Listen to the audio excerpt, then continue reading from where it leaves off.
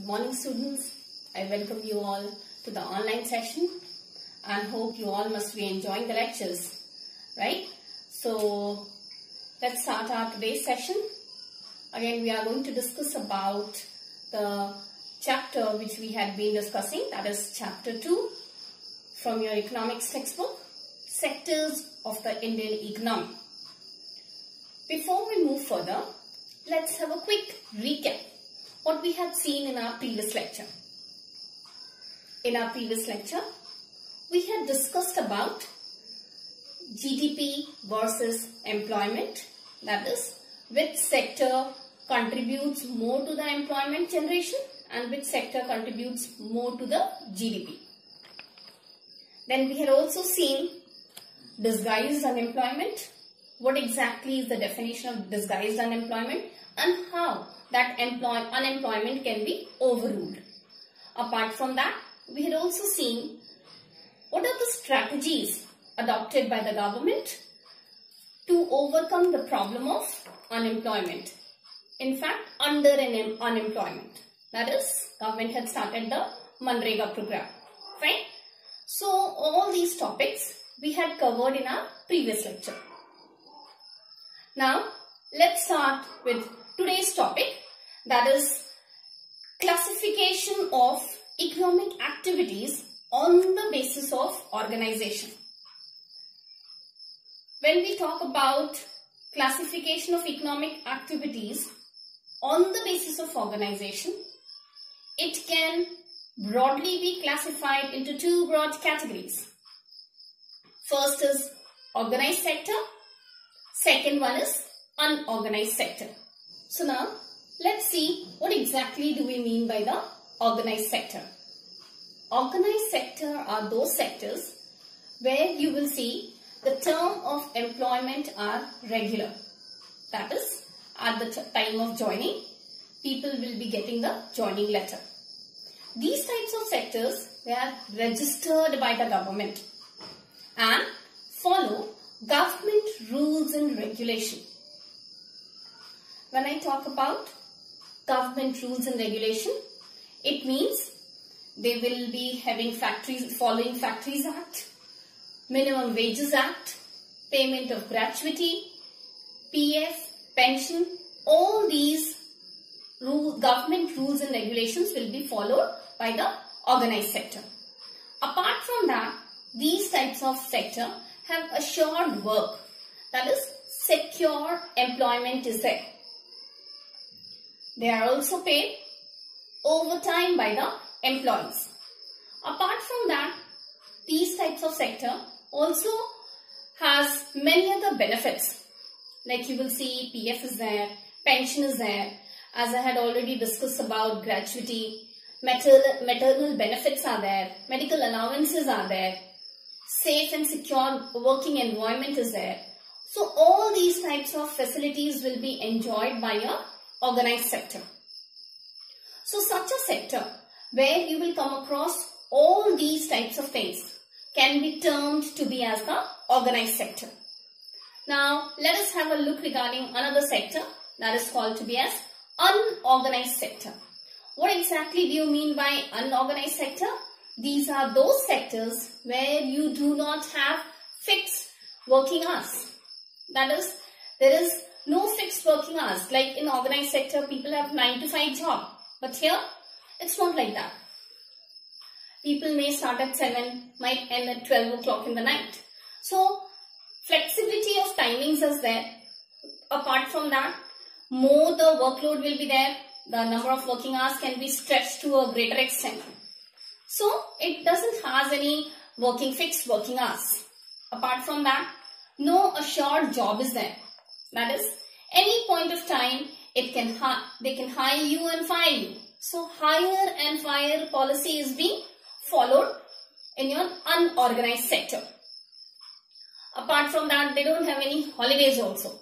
No paid holidays. Like for example, even on Sundays, if it is working, extra payment is not being given to them. So, such a type of sector, you will see, could be called as unorganized sector.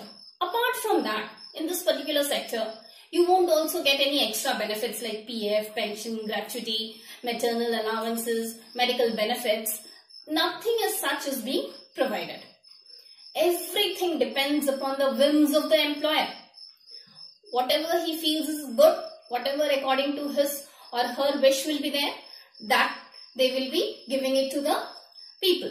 So such a sector is called to be as your unorganized sector. Now let us take the example of Kamal and Kanta. This has been given in your textbook also. That's page number 30. All of you kindly open your textbook and there you can see the example of Kamal and Kanta has been given. You will see that in that particular example it states Kanta works in an office and she attends her office from 9:30 to 5:30. Apart from that, she gets regular salary.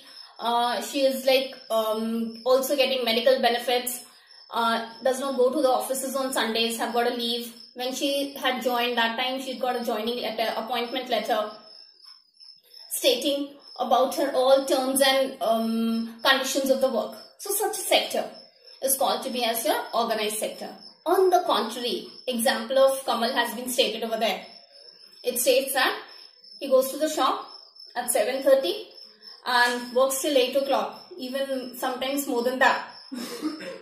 He gets no other allowances apart from that, apart from his salary or wages, whatever it is. He is not paid the days when he is not going to work. Like if he takes leave, his salary is being deducted. So such a type you will see is called to be as your unorganized sector. In this particular unorganized sector, it has been stated that he can like no proper during in his appointment letter, no proper time for removal of the work has been given.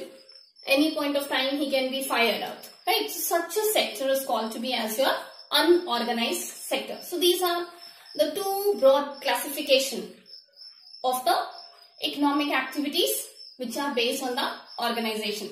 The difference you can see it's stated over here in the slide, wherein I have mentioned the differences between your organized sector and unorganized sector. Very often 5-mark questions are there in the board exams, like explain the difference between the organized sector and the unorganized sector.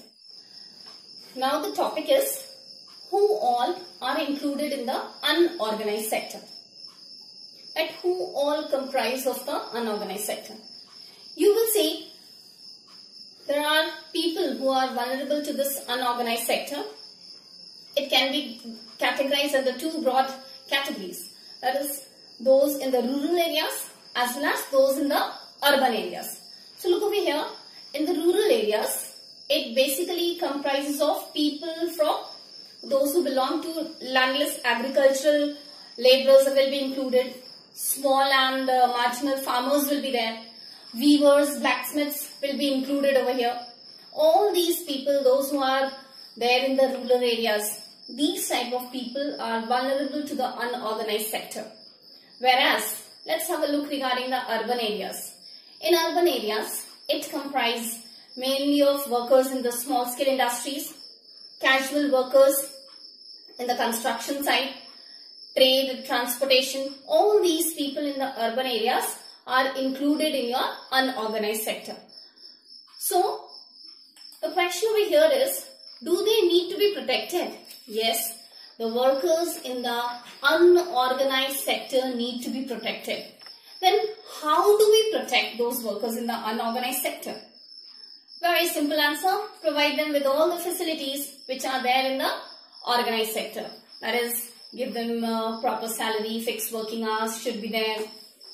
Holidays should be given. Apart from that, safe and secure environment should be there. Government rules and regulations like Factory Act, Minimum Wages Act, all these things should be followed. Unless and until we follow that, unorganized sector people cannot be protected. Okay. So you see, if many organized sector enterprise which are there, they are basically in unorganized sector. Why?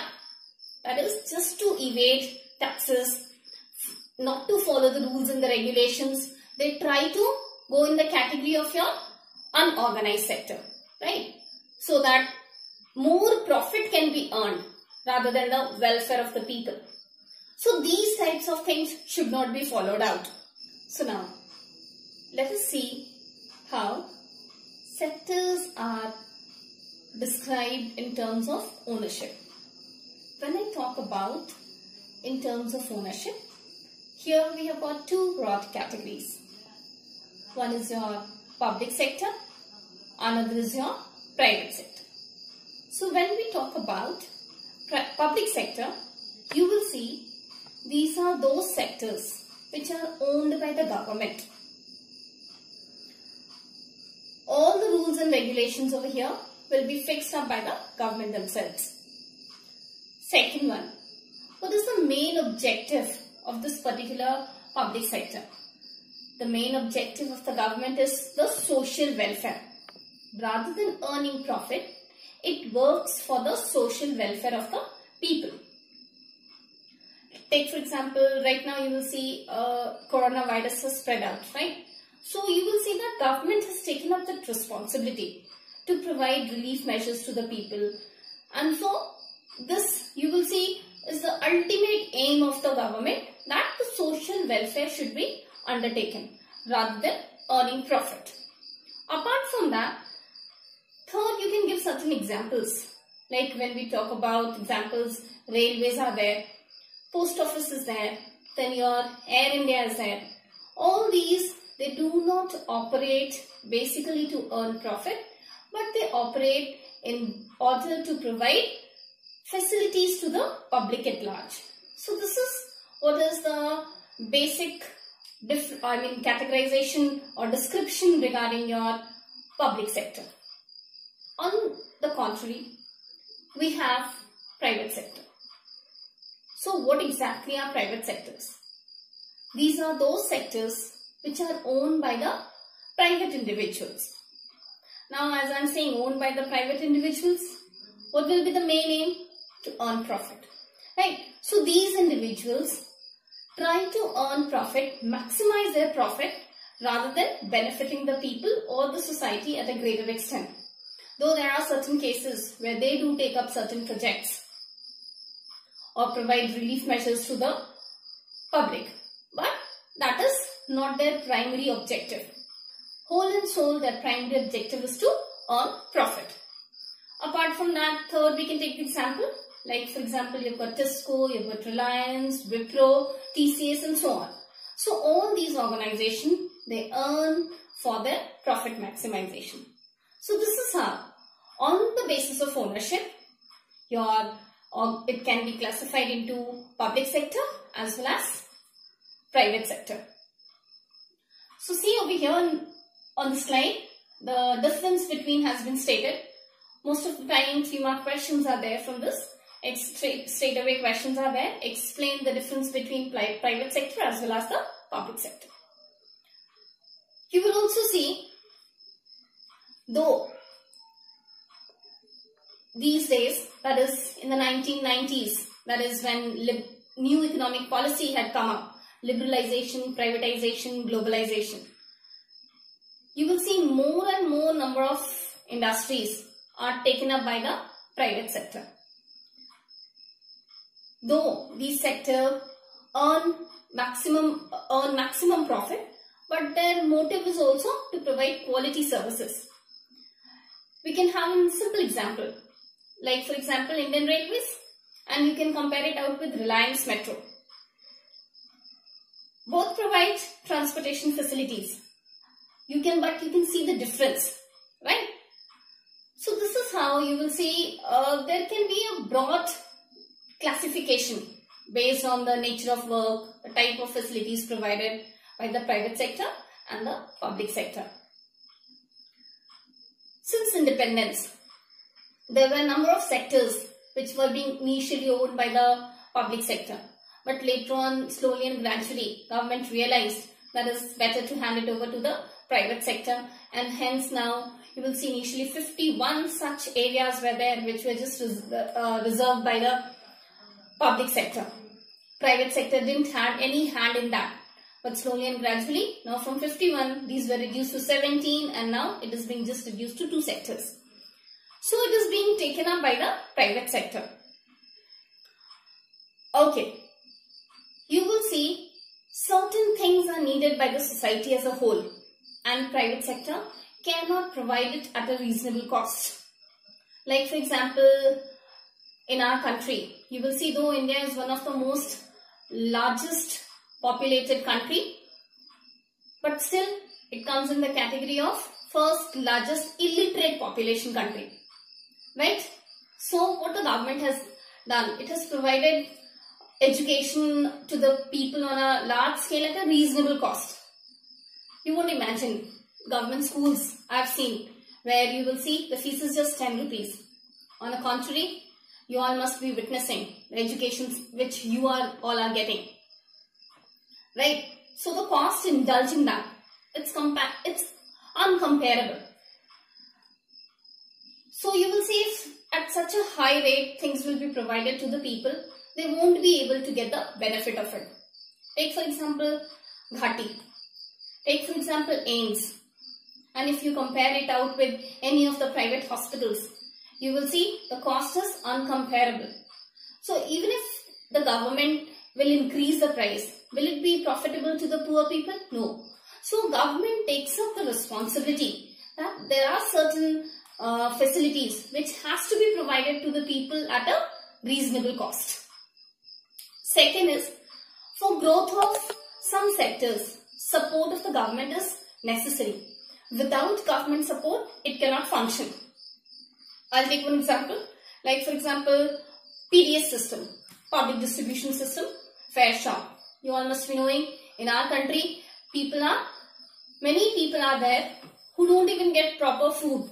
So you will see government provides them these food at a reasonable cost. Like for example, you will see rice and wheat which you and me might be consuming at 80 or 100 rupees. There in those ration shops, it's being provided to them at just 2 rupees or 3 rupees per kg. So this is the difference. If all these facilities won't be provided, people won't be getting benefited. Right? One more example, take up electricity. Electricity which you and me consume, provided by MSEB.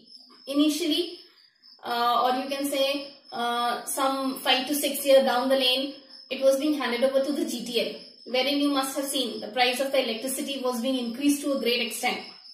So do you think if all these types of things will be taking place, will it benefit the people? No. So these are the areas where government has to interfere, where government has to provide these facilities. Third point, there are certain activities which is the primary responsibility of the government. The government must spend on them. That is your health, education. So these are the reasons why you will see government sector or the public sector is beneficial for the people at large. You can take today's case itself.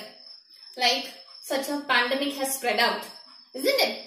So government has taken the ultimate responsibility to provide relief measures. Must have heard about government giving 3 months salary. Also providing 3 months ration to the people, right? Poor people. So all these steps are being initiated. I don't say that private sector do not come up with these types of facilities and services. They don't help out during the time of emergency or during the time of natural calamities. But it's the primary responsibility of the government, right? So this is how the sectors are being classified, right? We had seen, initially we had seen sectors are being classified on the basis of activity. That is the primary, secondary and tertiary sector. Second is, sectors are being classified on the basis of its organization. That was your organized sector and unorganized sector. Now this was the third classification. That is how sectors are being classified on the basis of ownership. That is the public sector as well as the private sector. So this is what is there today in today's topic. Fine? Okay. Take out your notebook. Kindly take down some questions based on this topic. Right? Take down the first question. Difference between organized sector, and unorganized sector, wherein you will mention all the differences. Usually come for 5-mark question. Second, who all comprises of people in unorganized sector? Again 5-mark question. You will be mentioning about the people who all are comprising in the rural areas and who all are there in the urban areas. Apart from that, we'll also see the next question, that is how to protect workers in the unorganized sector. Here you will provide all the relief measures to them. That is, all the facilities which are being provided by the organized sector should be provided. The last question. Explain the classification of sectors on the basis of ownership. We will be mentioning about the private sector and the public sector. 3-mark question. So this is how you will see we have seen what all were there in your topic called to be as sectors of the economy. Okay, fine. That's what is there in today's topic. See you in the next lecture. Till then, take care, stay safe. Goodbye. Thank you.